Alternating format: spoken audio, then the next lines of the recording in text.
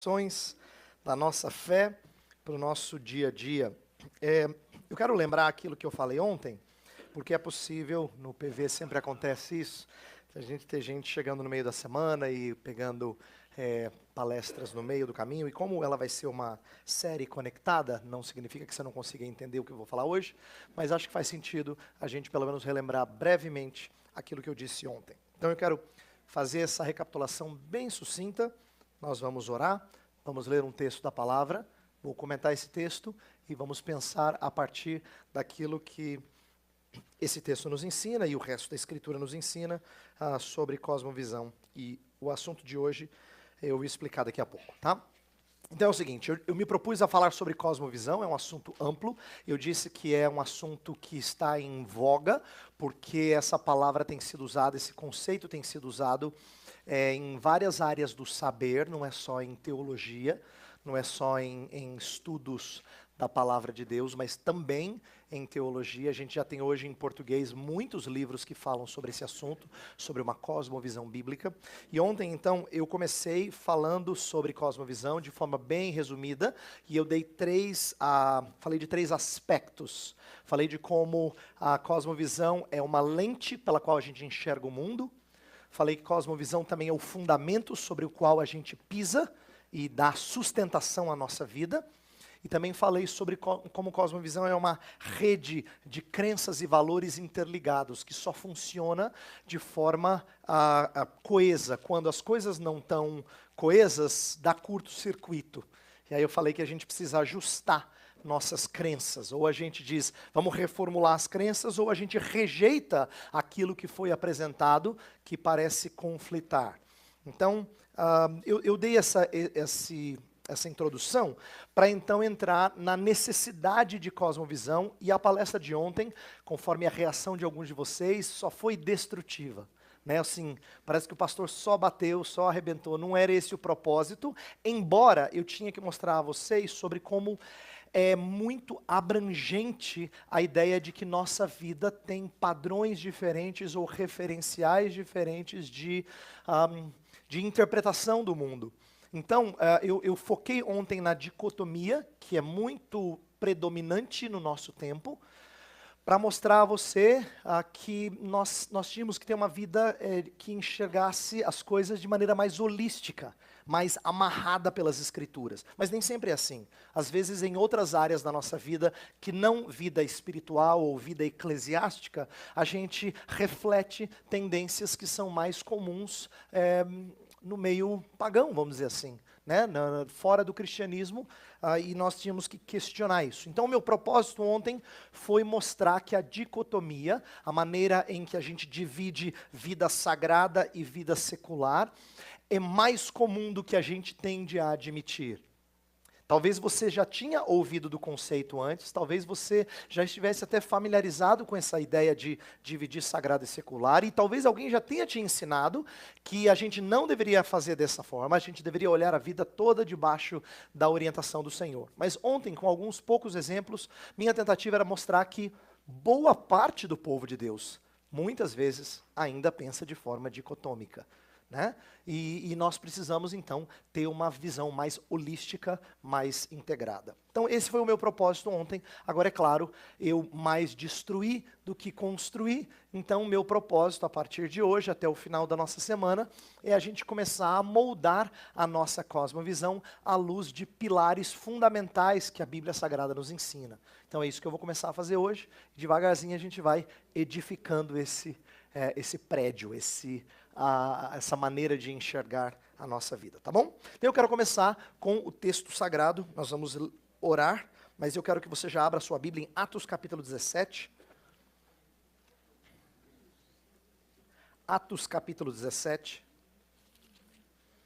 E nós vamos ler um trecho daquela famosa história do discurso de Paulo no Areópago, em Atenas.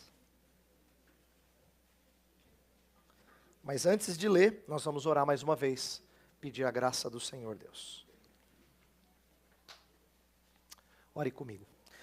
Pai bendito, nós estamos aqui diante da Tua palavra, com desejo de refletir em cima dela e compreender as implicações dela para o nosso dia a dia. Por isso pedimos a orientação do Teu Espírito. Queremos que o Senhor nos ajude a expandir nossa visão das implicações da nossa fé.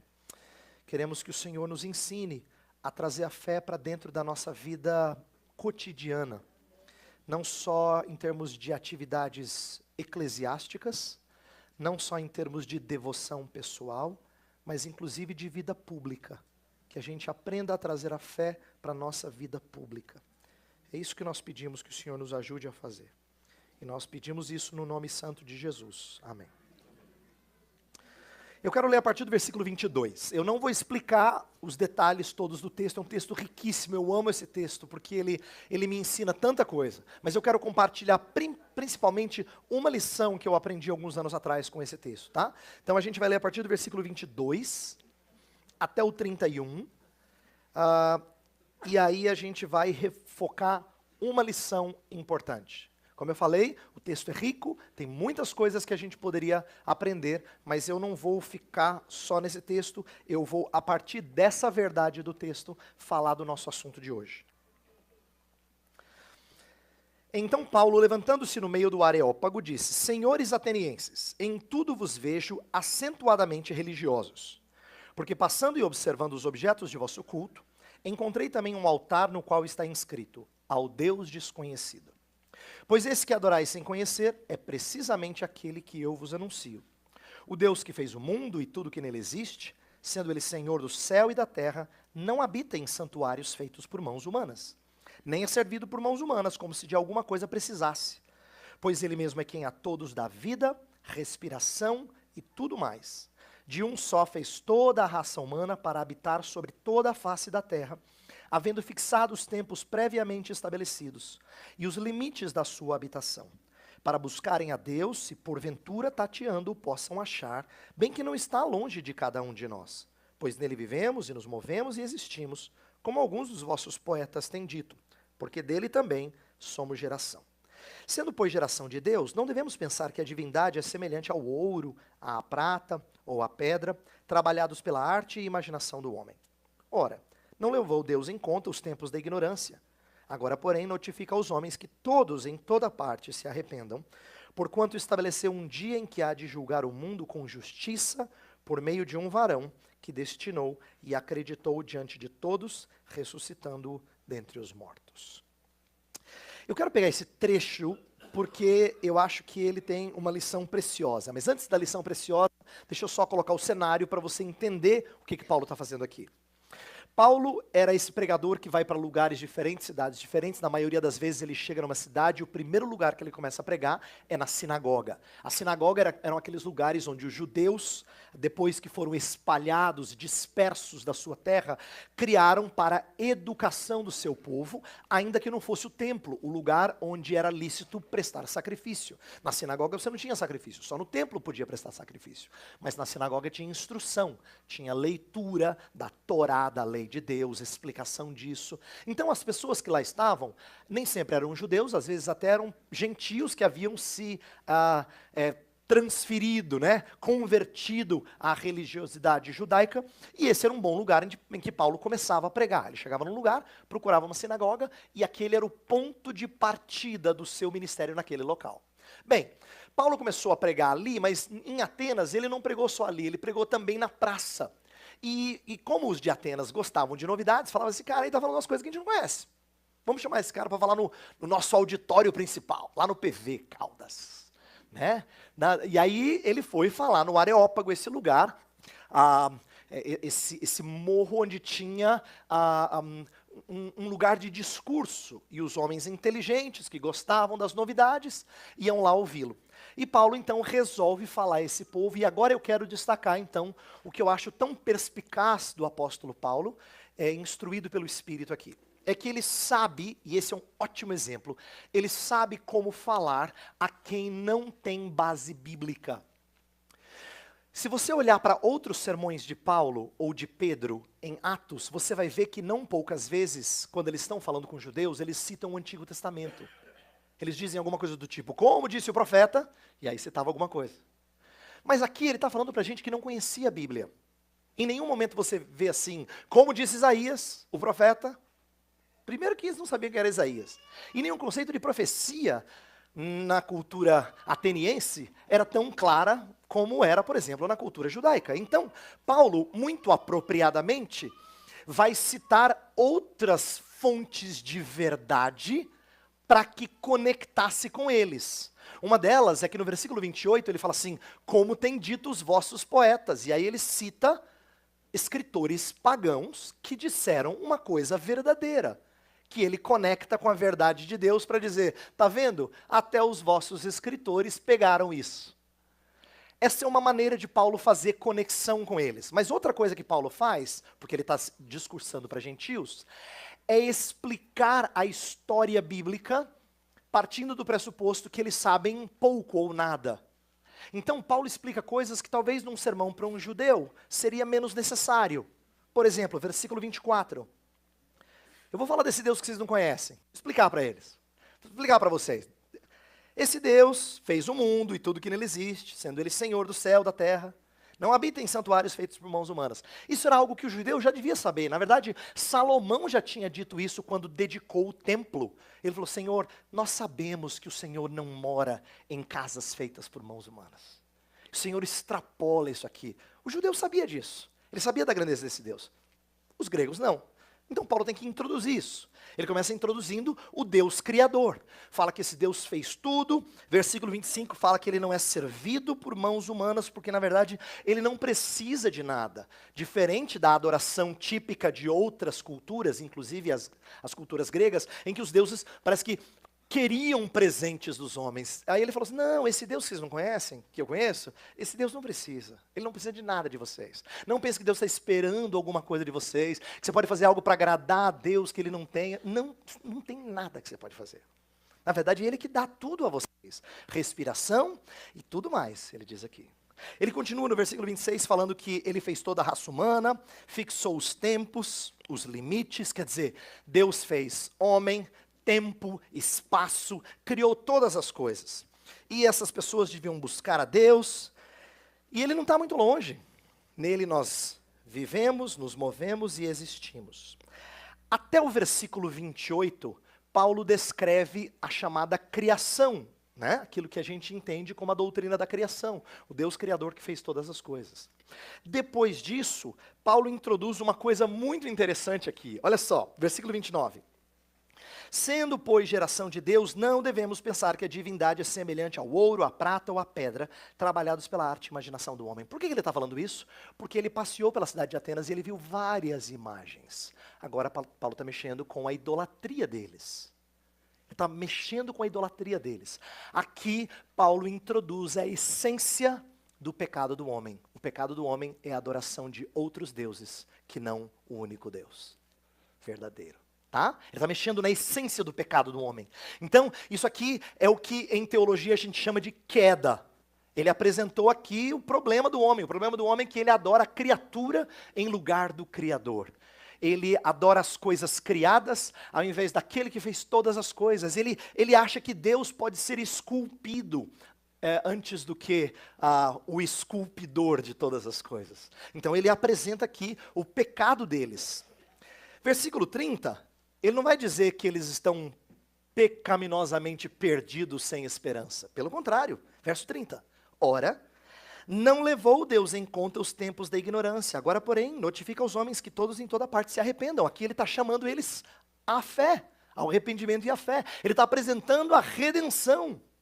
Ele está dizendo assim, gente, é verdade que vocês têm adorado de maneira equivocada, mas aqui há uma oportunidade de vocês se arrependerem, mudarem o caminho de vocês e agora adorarem o Deus verdadeiro. E no versículo 31, ele termina assim, porquanto estabeleceu um dia em que há de julgar o mundo com justiça, por meio de um varão que destinou e acreditou diante de todos, ressuscitando dentre os mortos. E aqui para o discurso, não necessariamente porque Paulo acabou, mas porque na hora que ele menciona a ressurreição dos mortos, todo mundo fala assim, peraí, isso está de brincadeira, né? Ressuscitassem corporealmente, assim, voltar para esse corpo ruim aqui, o grego não concebia isso, né? Para o grego, libertar-se da matéria era a salvação. Para ele, a matéria era má. Então, voltar para esse corpo era um retrocesso. Paulo começou a falar essas bobagens aos olhos deles, falando, não. Te ouviremos sobre isso numa outra ocasião. E aí acaba o discurso dele. No entanto, Deus não permitiu que o discurso terminasse antes dele apresentar toda a história. Porque o que ele faz no versículo 31 é mostrar o fim de todas as coisas. Deus vai julgar o mundo por intermédio de um varão, Jesus Cristo. O que ele fez aqui? Presta atenção, e agora vem o final da minha explicação desse texto. Ele apresentou 4 grandes atos da história da humanidade: criação, queda, redenção e consumação. Ele apresentou a história da humanidade. Ele, naquele discurso para os atenienses, disse, a história é a seguinte: Deus fez todas as coisas, o homem se desviou dela, mas há uma maneira de nós nos voltarmos para esse Deus e nos arrependermos em Jesus Cristo, o qual vai julgar todas as coisas no final. Ele apresentou os 4 pilares da história cristã num só discurso. E eu fiz questão de ler esse texto para dizer para vocês que eu acho que essa é a melhor maneira de a gente apresentar a mensagem bíblica a quem conhece pouco dela. E eu quero tentar mostrar ao longo dessa semana como esses 4 pilares precisam ser entendidos na sua riqueza, na sua inteireza por nós. Que nós temos que nos apropriar dessa história para que ela faça sentido na nossa maneira de vivenciar a fé. Então, o que eu vou defender de agora em diante é que nós vamos falar de cosmovisão, não só como uma visão holística, a gente mencionou ontem a importância de não dicotomizar, a ideia de ter uma visão inteira, a gente vai continuar falando disso, mas hoje eu quero acrescentar um outro elemento de cosmovisão, que é a ideia de que cosmovisão não é só uma série de verdades do tipo, Deus fez tudo, Deus é eterno, Deus é imutável, o homem é a imagem de Deus. Tudo isso é verdadeiro, a gente chama de verdades proposicionais. Elas vêm em formato de proposição, de frases que têm conceitos verdadeiros. Mas a Bíblia não só traz ela não só expressa verdade de forma proposicional. Quando a Bíblia escreve, por exemplo, quando a Bíblia tem leis, né? Não terás outros deuses diante de mim. Essa é uma verdade proposicional, é um mandamento que traz essa verdade de forma proposicional. Ou quando Paulo escreve epístolas, né? As cartas de Paulo são verdades proposicionais. Mas Deus não só conta a sua revelação através de conceitos. Ele também conta histórias. Na verdade, quase metade da Bíblia é um conjunto de narrativas. Quase metade da Escritura é composta de narrativas. Isso significa que a gente deveria aprender a contar também a fé cristã através de histórias. E que cosmovisão deveria ser narrada como uma história. O que eu vou defender aqui é o que Paulo fez no Areópago, a gente tem que fazer sempre. E se nós tivermos em mente os 4 pilares, isso vai influenciar muito positivamente a maneira de nós expressarmos a fé cristã.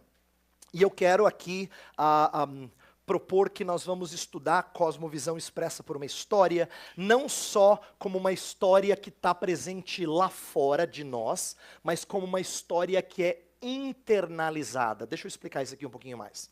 Se eu falasse assim, então pessoal, o resto da semana a gente vai falar sobre criação, queda, redenção e consumação. Você ia dizer assim, ok.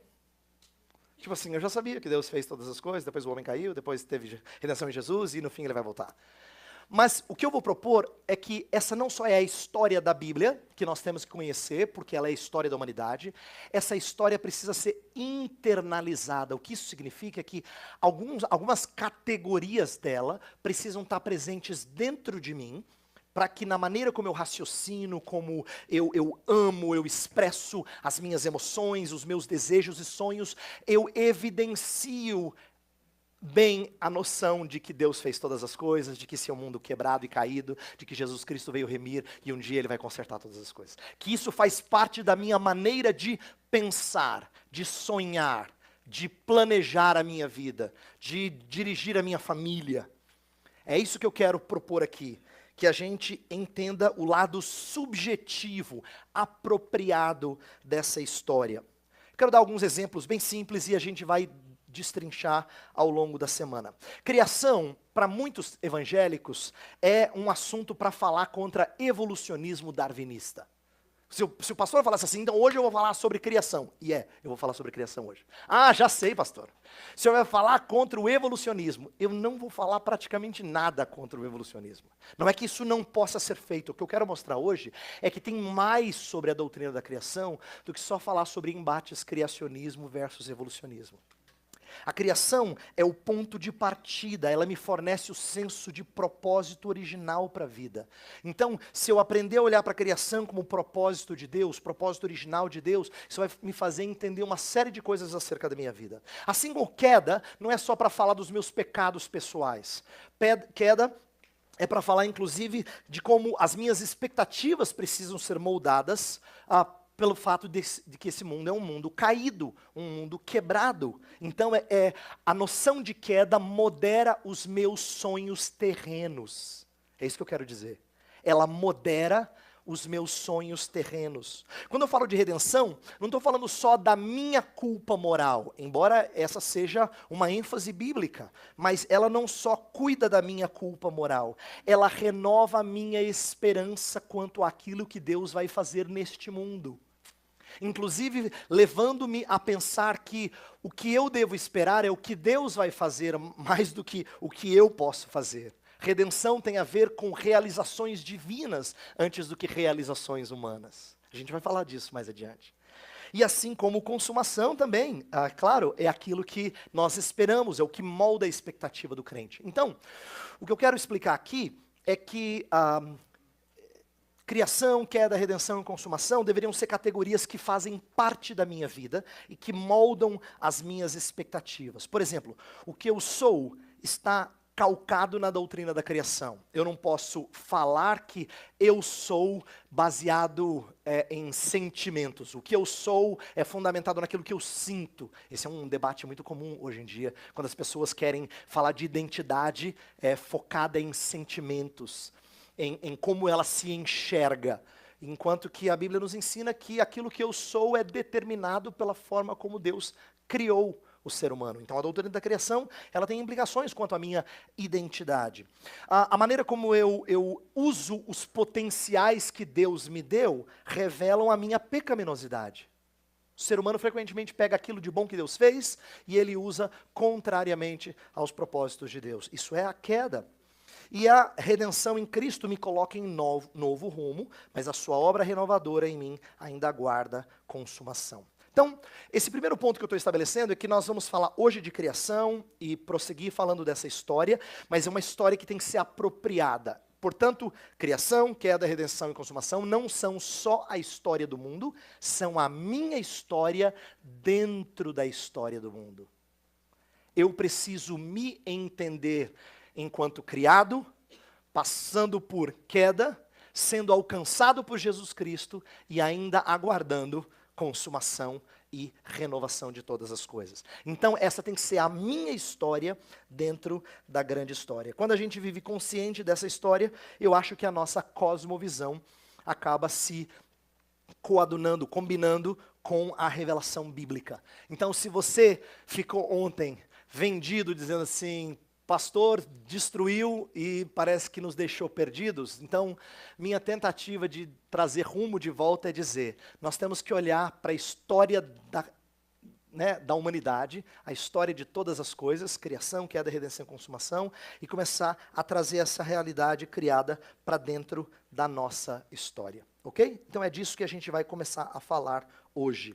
E eu vou tentar mostrar como essas doutrinas são mais bonitas e mais ricas, com mais implicações do que a gente está habituado a pensar. Essa é a minha tentativa, é isso que eu oro ao Senhor para que faça por meu intermédio. Então hoje nós vamos falar sobre criação. E por que é importante entendermos a doutrina da criação e o que ela nos ensina acerca de quem nós somos, acerca do que devemos fazer nesse mundo, e dando algumas dicas sobre a postura que Deus espera do seu povo criado por Ele, tá? Ok, vamos lá. Se a criação é o ponto de partida bíblico, se eu não entendo bem criação, o resto fica mal entendido. O que eu quero dizer por isso? Queda não faz sentido se eu não entendo o propósito original da criação. Vou dar um exemplo simples. Quando as pessoas, quando no passado, pais da igreja, por exemplo, tinham uma certa aversão à sexualidade, como se ela fosse praticamente má em si mesmo, essa era uma deturpação, uma falta de entendimento da sexualidade como sendo parte da criação de Deus. A sexualidade, ela se mostrou má por causa do direcionamento apóstata, né, caído, pecaminoso do homem. Mas se você não entende a criação, você vai transformar o mau uso da criação em algo essencialmente mau, o que não é verdade. Então, se a gente não entende criação devidamente, o que cristãos vão acabar fazendo? Eles vão pegar o mau uso de alguma coisa que Deus fez e dizer, isso é pecado, essencialmente. Isto é, você não tem jeito de você se livrar e fazer isso de forma santa, o que é um equívoco, tá? A gente precisa entender criação, senão o conceito de queda fica distorcido. Se a gente não entender criação direito, a gente vai perder o sentido em que a redenção tem um caráter de restauração, de reconciliação. A Bíblia fala isso. Fala que Jesus Cristo reconciliou consigo mesmo todas as coisas. Deus fez isso em Cristo. Reconciliou consigo mesmo todas as coisas, né? Quer na terra, no céu. A ideia é de que tudo estava em inimizade para com Deus. Então Deus tem que quebrar essa inimizade. Isso é algo que parte dele. Jesus Cristo é quem realiza isso, para que haja agora uma reconciliação. Mas se a gente não valoriza a criação, a gente perde o sentido de reconciliação. O que eu quero dizer, o que eu estou dizendo em poucas palavras é que se a criação parece assim uma lição rápida que as crianças têm na escola dominical quando são pequenininhos, hoje não, hoje a gente fala de Jesus e da redenção, você está esquecendo do ponto de partida. Se criação só é ensinado para os pequenininhos lá, quando fala de Adão e Eva, dos animaizinhos, e quando a gente está na escola dominical, não, a gente aprende sobre redenção em Jesus. A gente está perdendo de vista que ela não faz sentido se não for voltar ou restaurar as coisas que foram perdidas. Reconciliar aquilo que ficou em inimizade. Então, a criação é necessária para entender o resto da história bíblica, tá? Há muitos aspectos da criação que eu vou partir do pressuposto que são simples, porque elas são conhecidas e cridas pela totalidade dos evangélicos, eu poderia dizer, tá? Quem não crê assim, na verdade, está tão fora da fé que vai ter que conversar comigo à parte depois. Então eu vou falar das coisas que são simples. Depois, se você tiver dificuldade com as coisas que são simples, você fala, pastor, eu preciso conversar contigo. Não tem problema, a gente conversa, tá? Mas essa aqui eu só vou mencionar, eu não vou debater. A gente vai entrar naquelas que são menos comuns no povo de Deus, isto é, naquelas que são menos compreendidas ou discutidas. Então vamos lá. Há certos aspectos comuns às diferentes tradições cristãs. Primeiro é de que Deus é o criador de todas as coisas. Esse normalmente é um ponto pacífico e admitido por todo o cristianismo, tá? Deus é o criador de todas as coisas, tudo foi feito por ele. Inclusive, tem um aspecto muito bonito de Gênesis 1, que alguns estudiosos dizem que Gênesis 1 foi construída de tal forma que o povo que saiu do Egito entendesse que cada um dos deuses egípcios que pareciam responsáveis por diferentes áreas da natureza, na verdade tudo aquilo tinha sido feito por um só Deus criador. Então, Gênesis 1, se lido a partir da ótica de quem viveu 400 anos no Egito, aprendendo que tinha Deus disso, Deus daquilo, Deus daquilo, Deus daquilo, Gênesis 1 é para dizer, não, há um só Deus que fez todas as coisas. Então, era uma resposta a uma maneira errada de entender a natureza e os deuses em relação à natureza, como se cria no Egito. Então, há uma correção disso, quando Moisés redige a história da criação, tá? Então esse é um primeiro ponto, Deus criador de todas as coisas. Segundo, Deus não está distante desse mundo. O cristianismo crê que Deus não só é o criador, mas ele é o sustentador de todas as coisas, tá? Esse é um ponto também crido pela totalidade do cristianismo. Terceiro ponto é de que o homem é a imagem de Deus. A gente vai falar um pouquinho mais disso amanhã, mas por hora vamos partir do pressuposto de que isso é crido. O que isso significa, eu explico um pouquinho mais amanhã. No entanto, a gente precisa de mais profundidade sobre alguns aspectos da doutrina da criação. E é nisso que eu quero entrar agora. Eu vou falar de 3 coisas, e esse vai ser o resto da minha palestra aqui. A primeira delas, se você gosta de anotar, vai aí a primeira subdivisão da doutrina da criação. Eu quero falar sobre estrutura e direção. Guarde essas duas palavras, tá? Estrutura e direção. Esse é o nosso primeiro ponto na doutrina da criação. O que eu quero dizer com isso? Quero dizer que nós temos que entender a criação como tendo uma estrutura criada por Deus com um potencial para ser desenvolvida. Uma estrutura criada por Deus com potencial para ser desenvolvida. Quer dizer, quando eu falo de estrutura, significa que Deus fez não só as coisas, mas Ele fez leis que as regem. Leis físicas, químicas, né? Leis que determinam como é que vida, é multiplicada, é procriada. Existem leis, não é? Leis que fazem com que as coisas só possam acontecer desse jeito. Então você aprende muito rapidamente na vida, e principalmente na vida científica, de que você tem que fazer as coisas de certo jeito para resultar em alguma outra coisa, porque tem leis que regem. Tá? Você não pode invertê-las, você não brinca contra a lei da gravidade. Entenda, a ideia ela está ali, é uma realidade, você tem que viver à luz dela, as leis que ordenam as coisas. Mesma coisa com procriação, você não tem um ser que se procria. Ele precisa, de alguma maneira, de elementos para que ele gere outro, né? Ele precisa, vamos dizer assim, de junção de macho e fêmea para que um outro animalzinho nasça. São coisas simples que Deus estabeleceu. Bem, o que eu quero dizer agora com direção é assim. Direção diz respeito à participação humana no manuseio dessa estrutura. Então, o que eu vou tentar trabalhar agora é que Deus fez uma estrutura com leis que a ordenam, regem, e com um potencial para ser desenvolvida, e direção é a maneira como o ser humano toma essa estrutura e faz uso dela. É o seu manuseio dessa estrutura, tá? É importante eu fazer essa distinção no começo, porque eu quero começar mostrando como aquilo que faz parte da estrutura, veja só, é simples o que eu vou dizer, mas é importante. O que faz parte da estrutura é necessariamente bom. Eu vou repetir. O que faz parte da estrutura é necessariamente bom.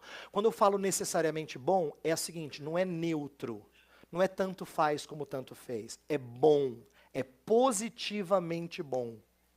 Então, deixa eu dar exemplos do que eu quero dizer por estrutura. Abra sua Bíblia em Gênesis, por favor. Capítulo 2. Gênesis, capítulo 2, versículo 20. Deus falou para Adão o seguinte. Ele devia olhar para os animais e nomear os animais. Olha o que acontece, versículos 19 e 20. Vai lá. Havendo, pois, o Senhor Deus formado da terra todos os animais do campo e todas as aves dos céus, trouxe-os ao homem para ver como este lhe chamaria. E o nome que o homem desse a todos os seres viventes, esse seria o nome deles. Deu nome, o homem, a todos os animais domésticos, às aves dos céus e a todos os animais selváticos. Para o homem, todavia, não se achava uma auxiliadora que lhe fosse idônea. Bem, olha o que Deus faz o homem fazer. Conduz o homem a fazer. É verdade que no final das contas ele vai descobrir que ele precisa de alguém como ele, que não tinha alguém como ele. Mas antes dele chegar a essa conclusão, que parecia óbvia, Deus fez questão que ele analisasse os seres criados por Deus e fizesse taxonomia. Ele está fazendo taxonomia aqui.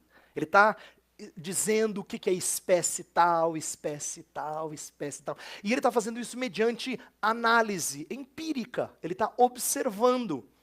Ele está fazendo aquilo que a gente faz em ciência, em biologia, por exemplo. Quando você categoriza o que são espécies, né? Prosseguindo aqui para o capítulo 4, versículo 22. Lá diz que Zilá, por sua vez, deu à luz a Tubal-Caim, artífice de todo instrumento cortante de bronze e de ferro. Então, ali fala que Tubal-Caim foi um homem que sabia trabalhar metais. Metais que são resultado de alguém que está fazendo aqui conhecimento, está produzindo conhecimento científico, tá? Está fazendo o que a gente poderia chamar de metalurgia, pelo menos num primeiro momento aqui. Então, existe logo no início da Bíblia alguma coisa que Deus não condena, pelo contrário, Ele encoraja, que diz respeito ao bom uso, ao bom entendimento da criação de Deus. Ciência, portanto, é algo que está na estrutura da criação. Ciência não é neutra, ciência é algo positivamente bom. Conhecer a criação do Senhor é bom. Deus quis que fosse assim. Inclusive, tem muita coisa que a Bíblia simplesmente fala, não explica. Como é que Noé e os seus filhos construíram uma arca tão impressionante como a que é descrita em Gênesis 6? Eles tinham um conhecimento científico que era extraordinário. Enquanto a história que nós ouvimos de muitas pessoas descrentes em Deus é que o ser humano foi se desenvolvendo e hoje em dia tem uma ciência impressionante, a gente ouve falar de uma ciência logo no comecinho que já nos impressiona. Tá? Pelo tamanho que a gente conhece dessa arca aqui, pelo que é descrito nas Escrituras, não teve nenhuma embarcação semelhante até o século XIX. Até pouco tempo atrás. Isso significa que já tinha bastante conhecimento científico. Ainda que não fosse um conhecimento naval extenso, mas eles conseguiram desenvolver engenharia de uma forma impressionante. Tá? Bem, ciência é um exemplo. Olha para Gênesis 2,15.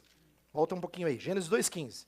Diz que tomou, pois, o Senhor Deus ao homem e o colocou no jardim do Éden para o cultivar e o guardar. Cultivar o jardim era parte da determinação de Deus. Então, se esse jardim era belo e sinônimo de paraíso, não significa que esse jardim já tinha tudo pronto. Deus esperava que o homem transformasse esse jardim em algo ainda mais esplendoroso. Olha que interessante.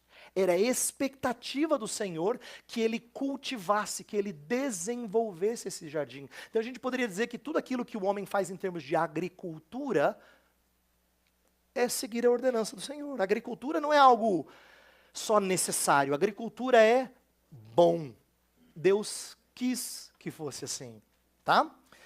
Em Gênesis 4:20 fala de outro filho lá de Lameque que desenvolveu o cuidado de gado, a pecuária. Fala que Jabal foi o pai dos que habitam em tendas e possuem gado. De certa maneira, a pecuária está sendo desenvolvida aqui. Se você for para 4:21, fala de arte, ao citar especificamente música. Fala de Jubal, que foi o pai de todos os que tocam harpa e flauta. A arte está sendo desenvolvida aqui logo no começo. E assim por diante. Eu vou parar por aqui. O que eu quero dizer é que essas estruturas da criação foram feitas por Deus para serem desenvolvidas. Então eu vou citar algumas delas e vou te explicar por que elas são boas. Por que ciência é boa? Porque Deus quer que a sua criação seja conhecida. Por que a agricultura é boa? Porque Deus quer que a sua criação seja cultivada. Por que política, eu vou mencionar isso até, que para alguns é uma área mais delicada. Por que política não é necessariamente uma coisa ruim e nem só neutra? Ela é boa, porque Deus queria que a sua criação fosse governada. Por que a educação é boa? Porque Deus queria que a sua glória fosse comunicada. Por que a arte é boa? Porque Deus queria que a sua criação fosse apreciada. A ideia é que todas essas coisas colocadas por Deus como estrutura da criação, elas fazem parte da vida normal do homem. Então, até hoje, nós estamos habituados a pensar, a maioria de nós está habituada a pensar em política como sendo ou ruim, porque a gente tem uma experiência muito negativa, ou neutra, do tipo assim, você pode fazer bom uso, mau uso, mas ela não é necessariamente boa ou ruim. Arte é a mesma coisa. Você vai dizer, tem certos tipos de arte que eu não curto, mas eu gosto aqui. Na verdade, todo mundo curte algum tipo de arte, né? Desde a da toalhinha de mesa que você escolhe para colocar lá, você curte beleza. A gente foi feito ser estético, a gente aprecia a beleza da roupa que a gente coloca, da maneira como a gente cuida do lar, das coisas que a gente enxerga na criação do Senhor. Nós somos seres com senso estético. Então, o que eu quero dizer é que essas coisas não são só neutras, elas são boas. Elas foram feitas para serem apreciadas, para serem desenvolvidas. E eu quero citar duas passagens bíblicas que são muito bacanas, muito lindas, porque nos ensinam coisas que a gente não está habituado a pensar. Vamos lá, eu aprendi com elas e quero compartilhar com vocês. Isaías 28, versos 23 a 29, essa primeira passagem. Isaías 28, versos 23 a 29.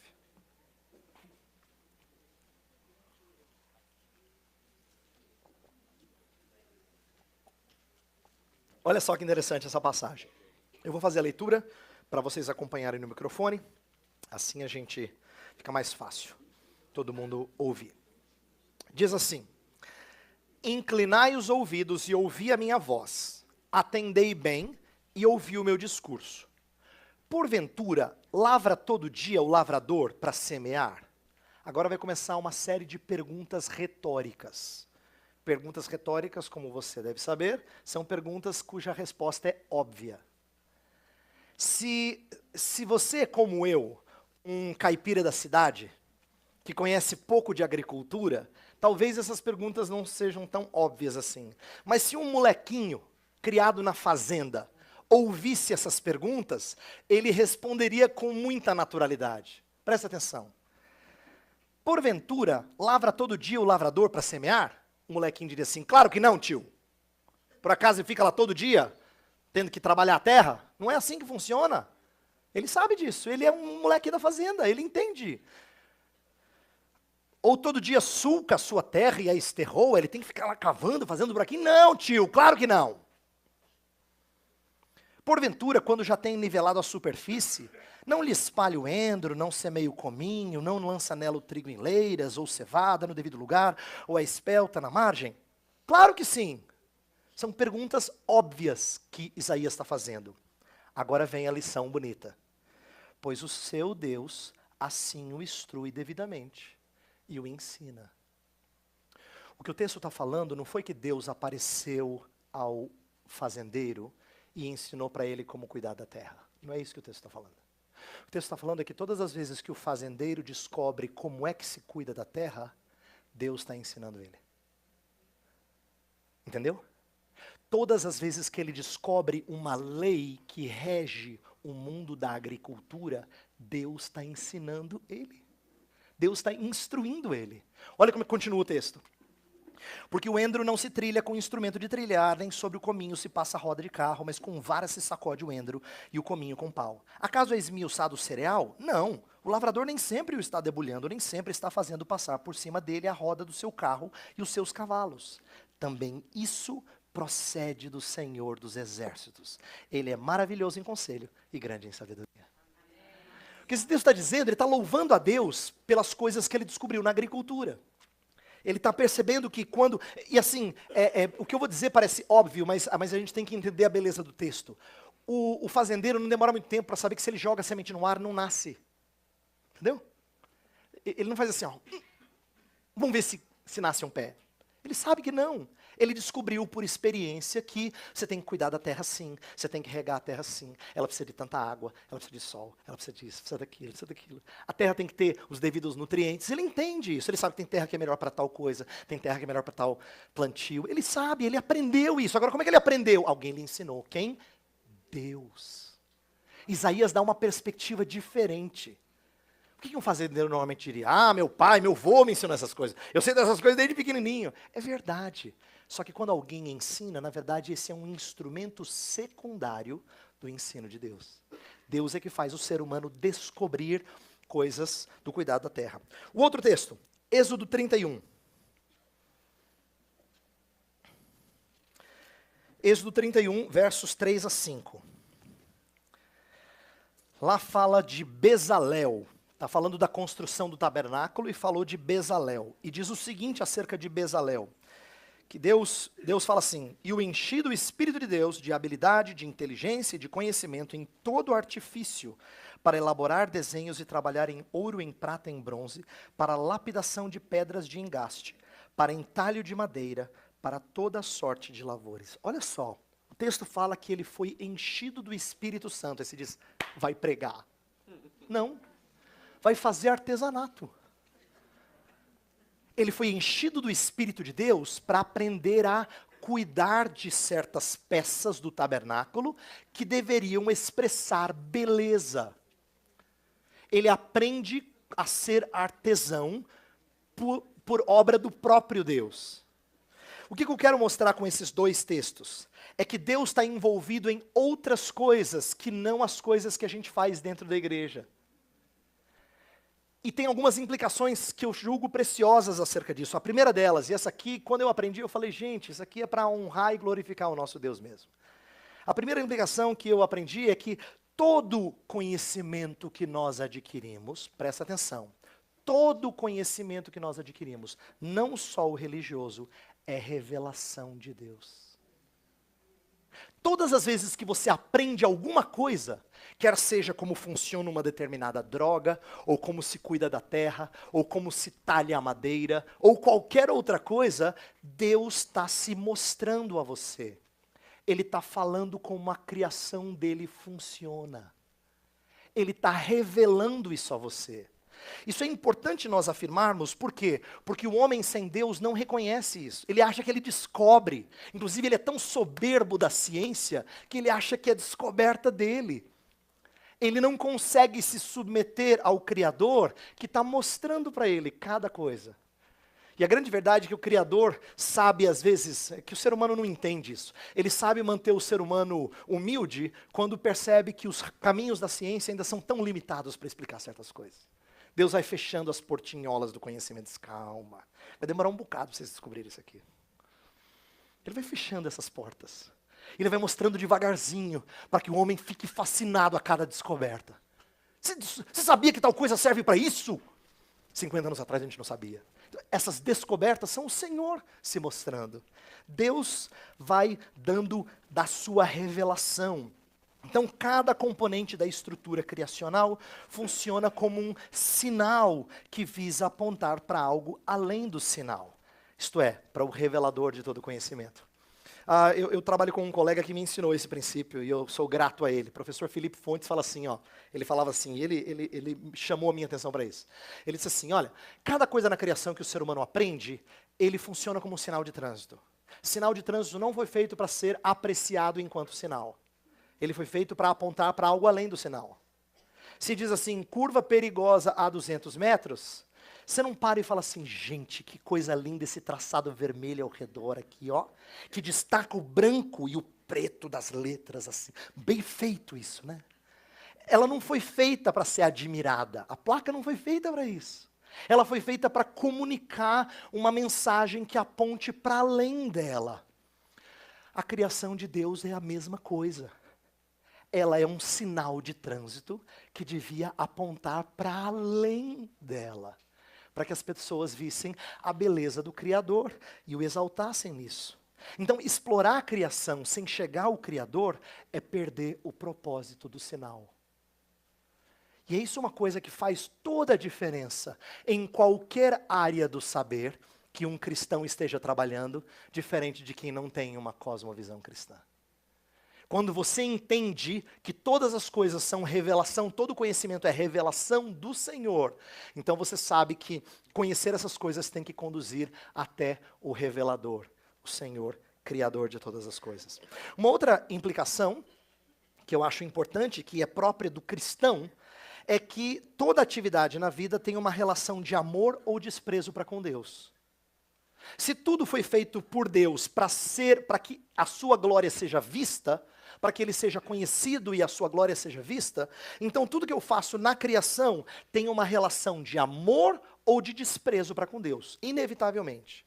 Se eu faço biologia ou química, se eu trabalho com medicina ou engenharia, se eu cuido de artesanato ou se eu faço cuidado de coisas do lar, não importa qualquer que seja o trabalho, se essas coisas não me conduzem ao Criador, então a minha atitude rotineira é de desprezo para com Deus.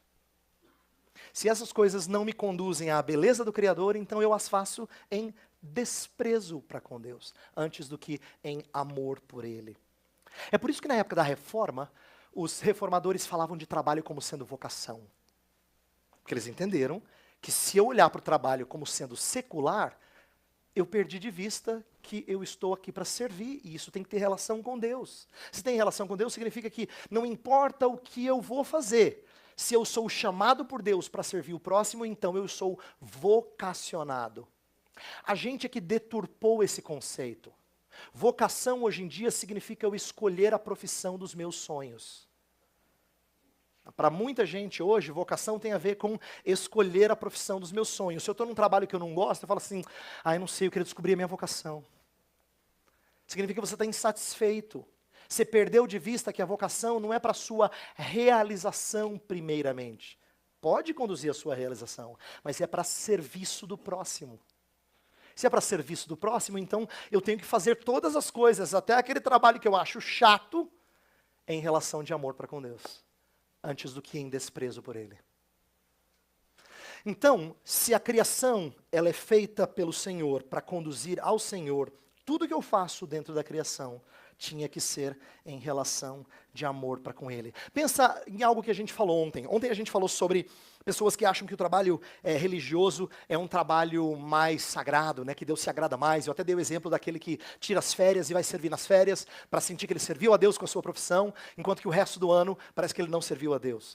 Presta atenção, Jesus Cristo foi agradável ao Senhor durante os 33 anos da sua vida ou só durante os 3 anos do seu ministério público?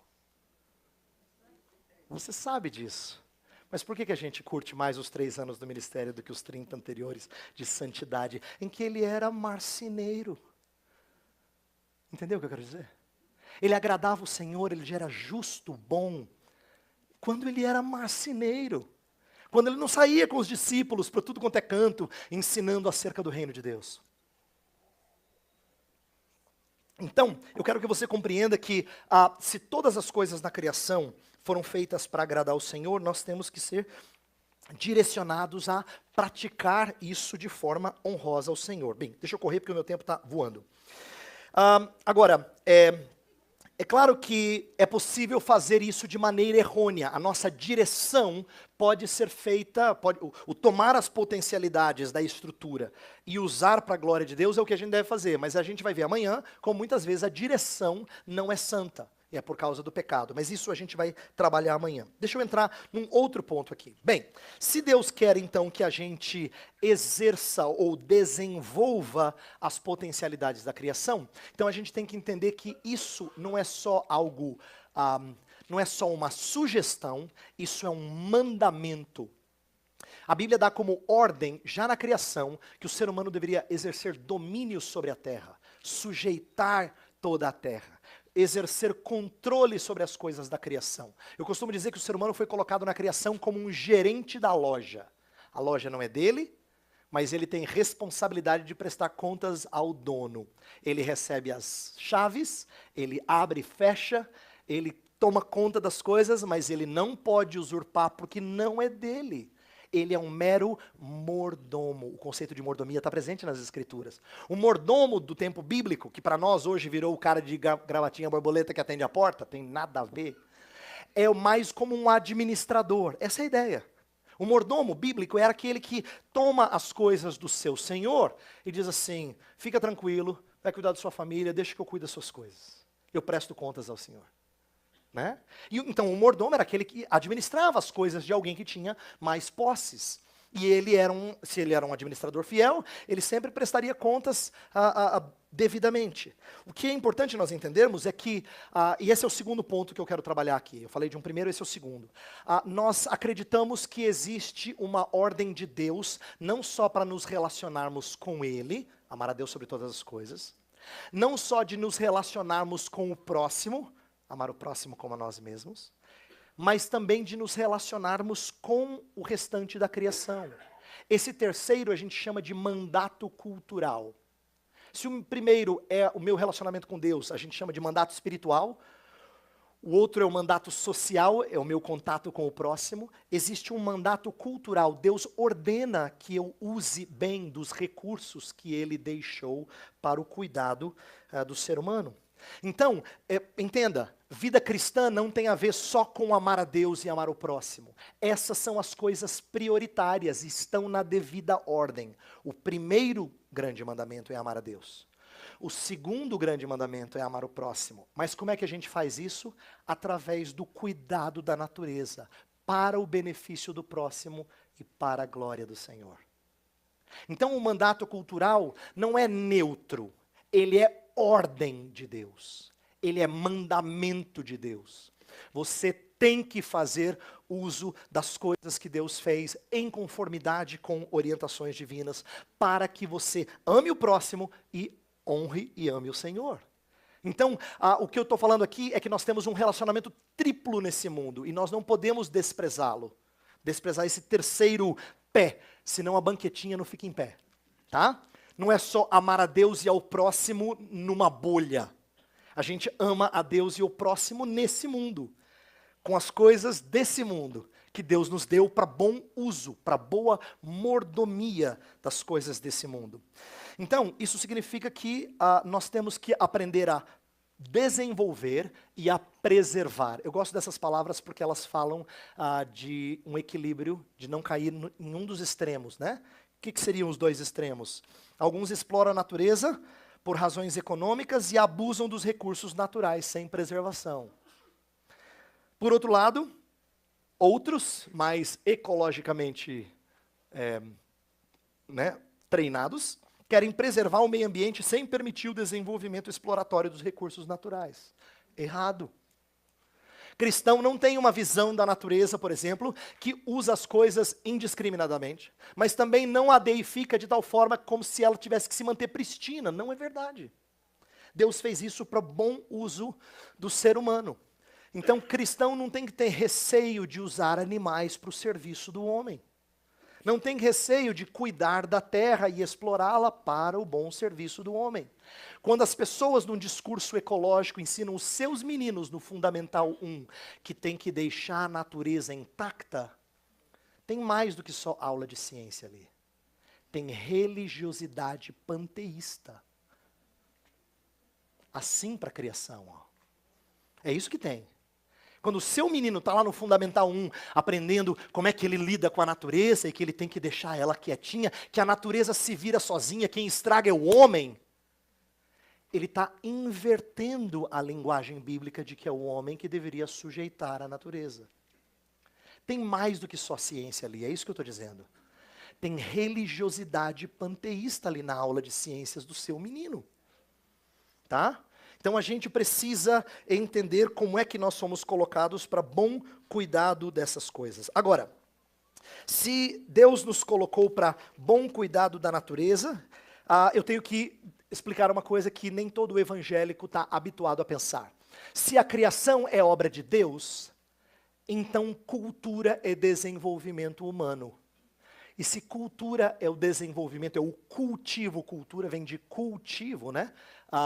Das coisas que Deus fez, então cultura não é necessariamente má.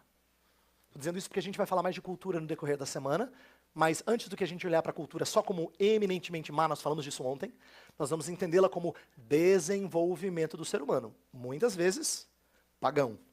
E em outras vezes, benéfico. E a gente tem que aprender a discernir algumas coisas, tá? Cultura é desenvolvimento das potencialidades criacionais. Então, eu queria destacar esse segundo ponto para nós entendermos que não é uma questão de... eu não quero que você entenda trabalho como sendo o que tem que pagar minhas contas. Porque essa é uma visão mesquinha, utilitarista, egocêntrica. Ou eu tenho que pagar as contas do PV, porque eu vou passar as férias lá em julho, tá? Isso é uma visão pequena demais. Trabalho é eu fazer com que o que Deus fez em termos de potencial venha à tona e Deus seja honrado. E aquilo que pode ser benéfico ao próximo vai ser feito. É expressar amor por Deus e amor pelo próximo. Então a gente tem que entender esse senso de serviço para todo e qualquer trabalho. Agora eu quero falar do terceiro e último ponto, porque o meu tempo esgotou, então eu vou tentar explicar rapidinho, e é o problema que eu me lasquei no uso do tempo aqui. Vamos lá. O terceiro e último ponto que eu queria trabalhar com vocês, ele é novo para vários, então eu vou tentar explicar da maneira mais simples que eu conseguir, mas ele tem implicações que eu acho que são muito boas, e eu vou terminar com algumas quentes, mas eu acho que são importantes. Vamos lá. Eu quero falar sobre soberania de esferas. Esse é o terceiro ponto. Soberania de esferas. Deixa eu explicar. Esse é um conceito trazido por alguns teólogos holandeses, já há mais de um século, mas que eu acho que pode ser muito útil para a gente entender a criação de Deus. A gente não fala no popular assim, o mundo dos esportes, o mundo científico, o mundo da arte. A gente não usa essa linguagem assim? Então, essa linguagem ajuda a gente a explicar o que esses autores queriam dizer. Quando eles falavam de esferas, eles queriam falar que a família, a educação, arte, política, comércio, indústria, vamos lá, estou dando exemplos. Eles são esferas da criação. São esferas, são as potencialidades em diferentes áreas, e que cada área deveria ter habilidade de desenvolver o que é próprio da sua área, sem ter a outra área mandando nela. Em poucas palavras é isso. Cada área, cada esfera deveria ter a soberania para exercer as potencialidades da sua esfera, sem deixar que a outra esfera determine alguma coisa. Então, deixa eu tentar explicar isso através de exemplos. Se a gente falar que o Estado é uma esfera, significa que o Estado tem deveres. Por exemplo, o Estado deve proteger todos os seus súditos, todos os seus cidadãos. Esse é um dever dele. Isso não tem que ser exigido de outros. Essa faz parte do chamado do Estado. Mas o Estado, ele tem prerrogativas que são dele, e ele não deve assumir prerrogativas de outros, de outras esferas, como, por exemplo, da família, da escola ou da igreja. Então, a ideia é que Deus comunica a soberania a cada esfera da vida para trabalhar livremente dentro dos seus limites. Não significa autonomia, porque todos estão debaixo do senhorio de Deus. Mas de que Deus concedeu ao Estado, à igreja, o lar, a escola, o comércio, a ciência, a arte, todos eles têm prerrogativas peculiares. Então, por exemplo, a arte deve produzir excelência estética. E se ela produz excelência estética, ela é boa. Agora, pastor, por que você está dizendo isso? Porque houve tempo em que a arte só era permitida produzir coisas sacras. Isso significa que a igreja determinava a arte o que ela devia fazer.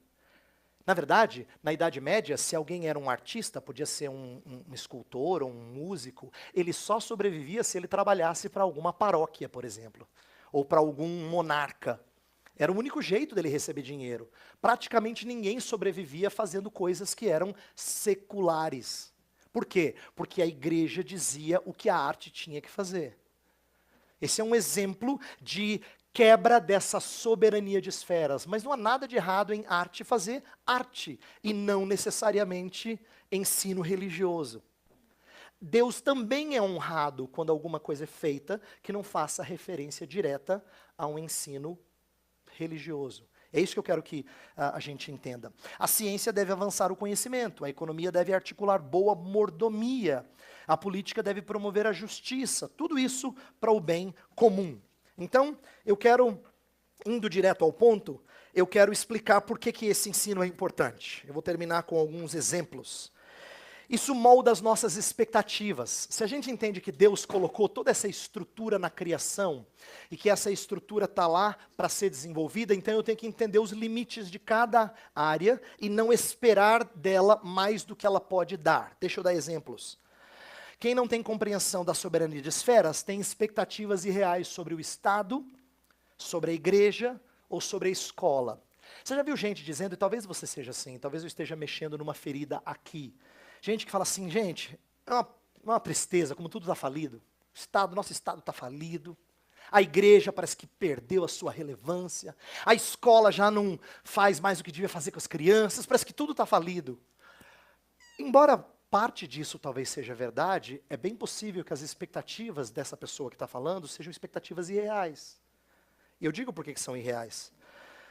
Quando a gente fala assim que o Estado não está fazendo o seu papel, é porque muita gente tem a expectativa errônea em pensar que o Estado tinha que providenciar estabilidade financeira para todos. Não é verdade. Esse não é papel do Estado. Mas se o brasileiro tem essa expectativa, então o Estado não presta. Mesma coisa da igreja. Quando a gente fala assim, a igreja não se mostra mais relevante para a sociedade. Se o que eles querem dizer com isso é que a igreja não tem um projeto social próprio, então é um entendimento equivocado do que a igreja precisa fazer ou é obrigada a fazer. Não é que ela não possa fazer isso, mas ela não tem o dever de sarar os males sociais da sociedade. Essa não é o seu dever. Mas pode haver uma expectativa errada do que a igreja tem que fazer. É por isso que as pessoas dizem, a igreja perdeu o seu valor. Ou até da escola. Se alguém fala assim, as escolas não estão mais criando as crianças, não estão mais trazendo valores para as crianças. Errado, você está entendendo as coisas de maneira errada. Não é dever da escola trazer esses valores para os meninos. Tá? Mas você percebe como, às vezes, a crítica que a gente faz a certas esferas é porque a gente espera demais delas. A gente espera mais do que deve do Estado, mais do que deve da igreja, mais do que deve da escola. Aí a gente fica frustrado. Fica frustrado, porque nós não entendemos a função devida a cada um.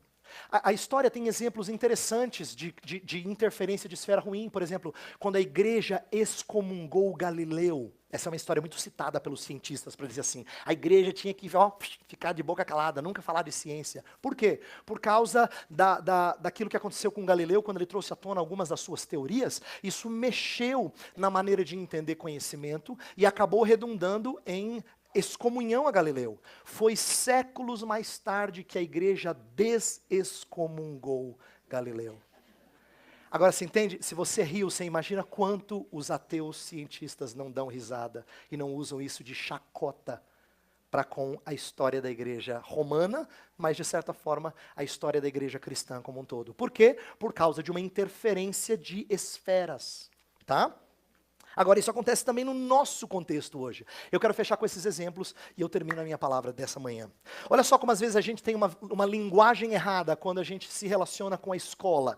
Nós que temos filhos nos relacionamos com a escola. A escola chega e faz aquela programação para os pais, fala assim, queremos agradecer vocês pais, porque vocês são parceiros nossos na educação dos seus filhos. Opa, para o discurso. Não somos nós pais que somos parceiros de vocês. A responsabilidade de cuidar dos filhos não é de vocês, é minha. Deus deu aos pais a função de educação dos filhos, não a escola gerida pelo MEC. Essa é uma responsabilidade minha, que eu peço o auxílio da escola para fazer algumas coisas que ela é capacitada a fazer. Então não é ela que agradece por eu ser parceiro. É eu que digo para ela, obrigado por fazer uma partezinha pequenina na educação dos meus filhos. Agora, por que isso é importante? Porque a gente inverteu no discurso. A gente tem a impressão que a escola boa é aquela escola que chama os pais, para os pais ajudarem. Não!